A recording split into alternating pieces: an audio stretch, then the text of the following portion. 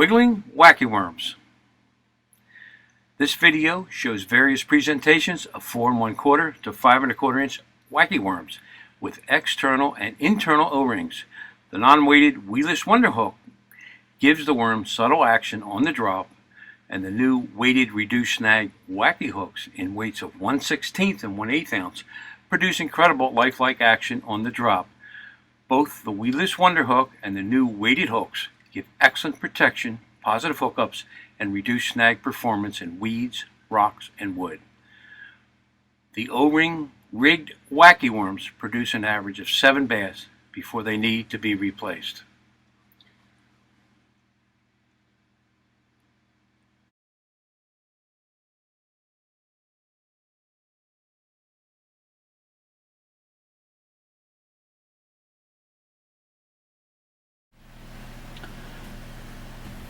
This is the wacky worm rigging segment of our video presentation.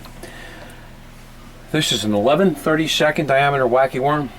This is the new 13/32. Doesn't seem like much, but there is a big difference in the diameters, as you can see here. These particular models have external O-rings, and these new ones have internal O-rings. First, we'll deal with the 4.5 inch thin wacky worm. I'm going to rig this with a weedless wonder hook. We're going to put the hook in the light side, because that's the side that will fall down under the worm and out the other side.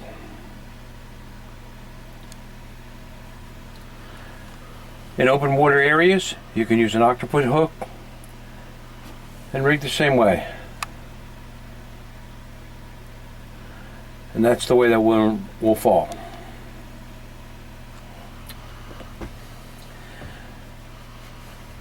Now this is the new wacky worm with the external O-ring. We can use the new wacky reduced snag weighted hook. This happens to be a 1/8 ounce.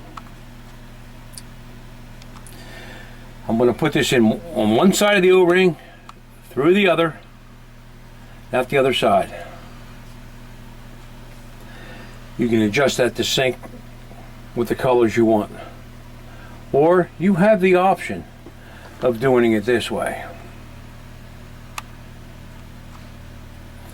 And that's the way the worm will fall. The only problem with this is sometimes a largemouth will fold the worm over this way and put the heart back into the worm. You will not land the fish. Fight him for a while, but he'll spit it out. Okay. Now we're going to move on to the internal O-ring wacky worms. There's 2 ways to locate the O-ring. We can hold it up to a light, and you can see that O-ring inside the wacky worm. Or you go to the end of the egg sac, the clear part of the egg sac of the worm, rotate it slowly, and there's going to be 2 adjacent dots. There's one right there. Another one right inside. They correspond with dead center of the O-ring. The hook right between the wacky worm dots. There it is rigged. I'm gonna hold it up to the light. We may be able to see the O-ring inside. See that? That hook is right through the center of that O-ring. Has better action this way. It will last longer. Then we'll do the same thing with the 5 1/4 inch model. Rotate it slowly, and here we are. There's one dot, and there's another dot. Locate the dot on the end of the smooth part of the egg sac, the other one's directly across from it.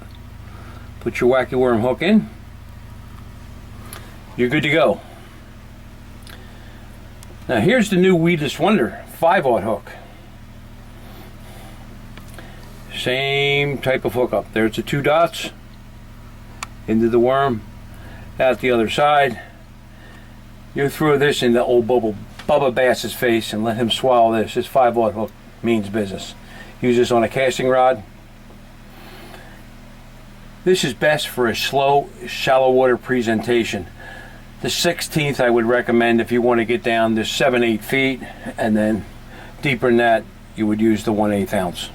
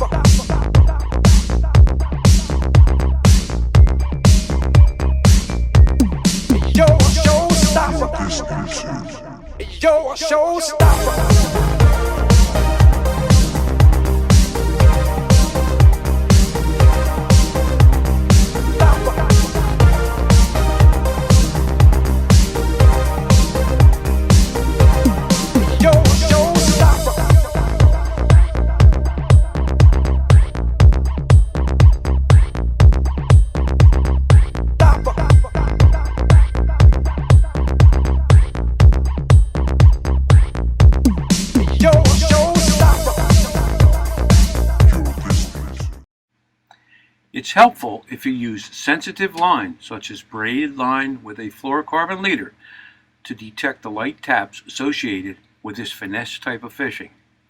A balanced rod and reel will aid to your sensitivity. We use spinning rods for the smaller 4.5-inch worms and casting rods for the 5.25-inch worms. Pre-spawn, they are fished on inside edges of weed lines, especially cutouts moving towards outside edges. River anglers will do best in reduced current pockets and shoreline eddies. Post-spawn action for river anglers will occur on current seams associated with slower pockets and ledges with boulders. Lake anglers will do well focusing on outside edges of weed lines, deeper water ledges and drop-offs for the post-spawn period. They are presented on semi-tight line, and the angler should pay attention to his line entering the water to see sudden line movements indicating ahead. Yo, showstopper.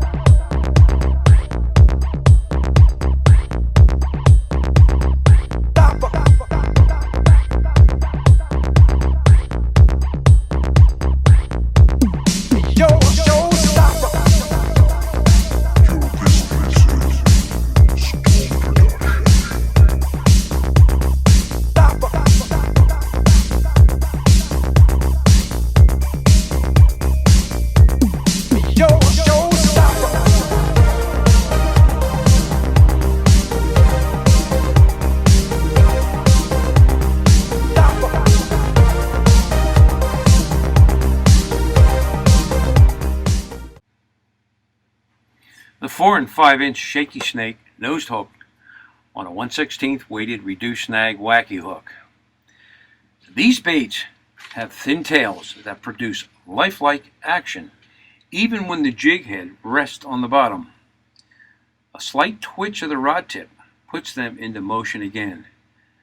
This bait will produce when normal presentations fail, especially during the post-spawn and summer phases.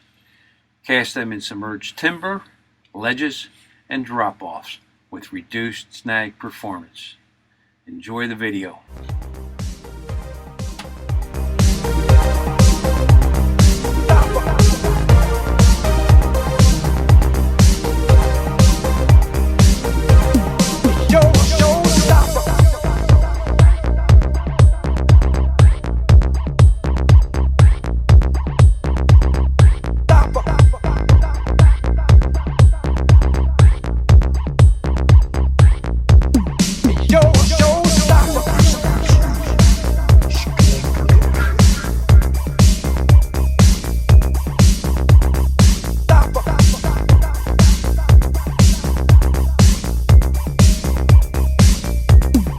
You're a showstopper.